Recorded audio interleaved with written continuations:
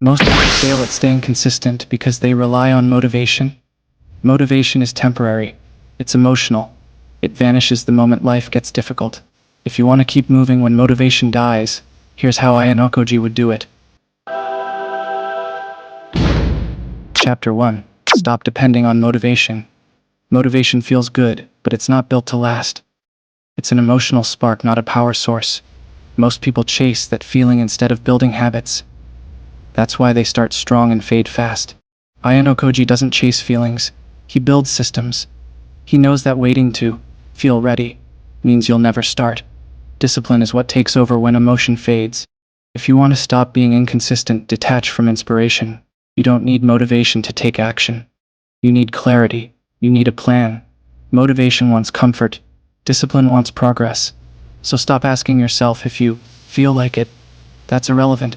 Ask yourself what needs to be done, and then do it. Your future doesn't care about your current mood. Replace emotional energy with mechanical execution.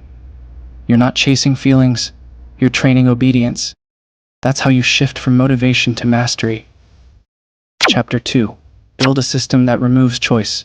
Discipline dies when you give yourself too many options. Most people wake up and decide if they should work. That's already failure. Decision-making drains willpower. Ayanokoji removes decision completely. He builds systems that guide behavior automatically.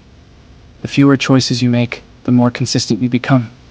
If you plan your day, you protect your focus. Your brain loves structure. It hates uncertainty. That's why routines build power. Make execution automatic, not negotiable. Put your priorities on autopilot. Schedule them like non-cancelable meetings. Once the time comes, act immediately. No thoughts, no debates. When you stop choosing, you start doing. Ayanokoji treats execution like breathing. It just happens because it's built into his system. You don't rise to your goals. You fall to your systems. So design one that makes quitting hard and acting easy. Chapter 3. Train your mind to move without emotion. Most people confuse discipline with intensity. They go all in when they feel fired up. But discipline is built on calm repetition, not emotional bursts. Ayanokoji moves without mood. He treats every action as a neutral task. No emotion, no drama, just execution. That's the key. You have to de-emotionalize your process. When you stop needing excitement to move, you gain control. Think of it like muscle memory. You train your brain to perform regardless of feeling. You wake up and act because that's what's required. Emotion becomes background noise. This shift gives you power. It means no more good or bad days, just days you execute. That's what separates consistent people from emotional ones. Discipline isn't about passion, it's about precision, and precision thrives when emotion disappears. Once you stop reacting, you start dominating. Chapter 4. Create friction for weakness. Make discipline easy and quitting hard. Most people do the opposite. They make excuses convenient. They keep distractions nearby and call it self-control. Ayanokoji builds his environment like a weapon. Everything serves his focus.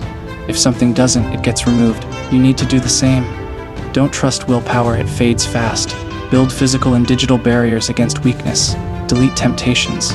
Block distractions. Make laziness inconvenient. The harder it is to slip, the longer you'll stay sharp. Your environment shapes your behavior more than your mindset. You can't fight distraction if you're surrounded by it. Create systems that force progress.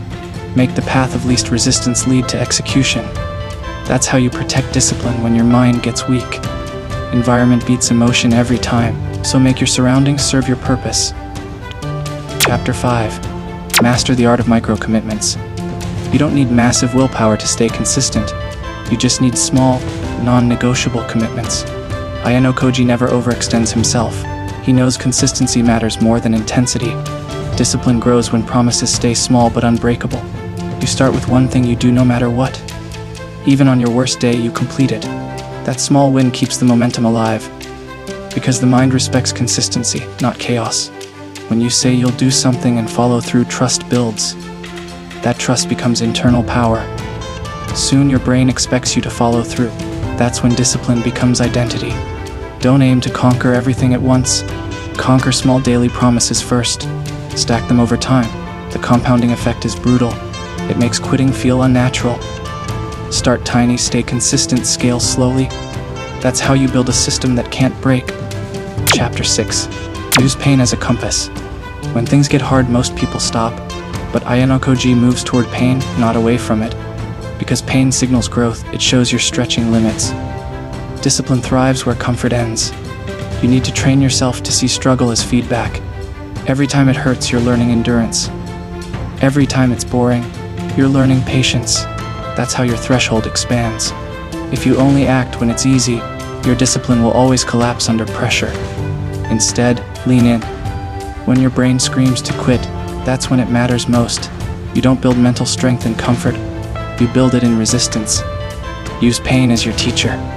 Ask what it's showing you, because every painful rep is rewriting your mental wiring. Soon, discomfort becomes your normal state. And when others break under pressure, you stay calm. That's real discipline. Controlled suffering. Chapter 7. Build identity around discipline. You can't stay consistent if discipline feels like an external rule. It has to become who you are.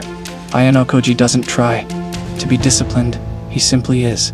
That's identity-based discipline. When you align your self-image with your habits, they stop feeling forced. You start acting in line with who you believe yourself to be. Tell yourself, I'm the type who finishes. I'm the type who stays calm and executes. That's how your brain rewires behavior. Identity creates automatic discipline. You no longer negotiate with laziness, it just doesn't fit who you are. Build rituals that reinforce this image daily. Every task you complete becomes proof of identity. Every time you stay consistent, you strengthen that belief. And over time, quitting starts to feel unnatural. That's how you create discipline that doesn't rely on emotion. It's rooted in identity. You don't act disciplined, you are disciplined. Chapter 8. Control your focus like a weapon. Discipline collapses when your attention fragments. The more things you chase, the weaker your execution becomes. Ayanokoji understands this deeply. His focus is surgical. He cuts distractions at the source. You have to do the same. Focus is a skill, not luck. Train it like a muscle. Start by controlling what you give attention to. If it doesn't move you forward, it doesn't deserve focus. Every distraction steals energy from your purpose. The world rewards those who can stay locked in. If you master focus, you master time. Don't multitask, it dilutes power. Work on one thing with full attention. The sharper your focus, the stronger your discipline feels. Because scattered attention breeds inconsistency. Stay centered. The mind obeys what it concentrates on, so use your focus like a blade. Cut everything that dulls your edge. Chapter 9. Reward consistency, not perfection. Most people break their discipline chasing perfect execution. They miss one day and call themselves failures. That's emotional thinking. Ayanokoji doesn't care about perfection, he cares about continuation. The goal isn't to never fail, it's to never stay down. Perfection kills progress because it feeds guilt, and guilt kills momentum. You don't need to be flawless, you need to be relentless. When you fall, restart immediately. No overthinking, no shame, just resume the system. That's how you maintain long-term consistency. Reward yourself for sticking with it, not for being perfect. This mindset removes the emotional crash that causes quitting. Remember, discipline isn't a straight line, it's a pattern of recovery. You build strength every time you start again. That's what makes discipline survive when motivation doesn't. Perfection is brittle, consistency is unbreakable. Chapter 10. Detach from feelings, attached to standards. Discipline dies when feelings run the system. You can't afford to be emotional about execution. Ayanokoji operates on standards, not moods. His actions are predictable because his emotions aren't in control. You need to build the same foundation. Set clear standards for yourself. What's your minimum output, even on your worst day? Define it, commit to it, live by it. You can't rise higher than your standards. When emotions fluctuate, standards hold the line. This is how military precision is built, through predictable behavior. You don't argue with your emotions. You just do the task like it's non-negotiable. That mindset makes you immune to inconsistency. When feelings fade, standards stay. You stop being reactive and start being reliable. That's what real discipline looks like. It's quiet, structured, and emotionless. And it never fades, even when motivation dies. Final thoughts. Motivation is a spark. Discipline is the fire that keeps burning after. If you want to win long term, stop chasing feelings and start building structure. Be elite. Stay elite.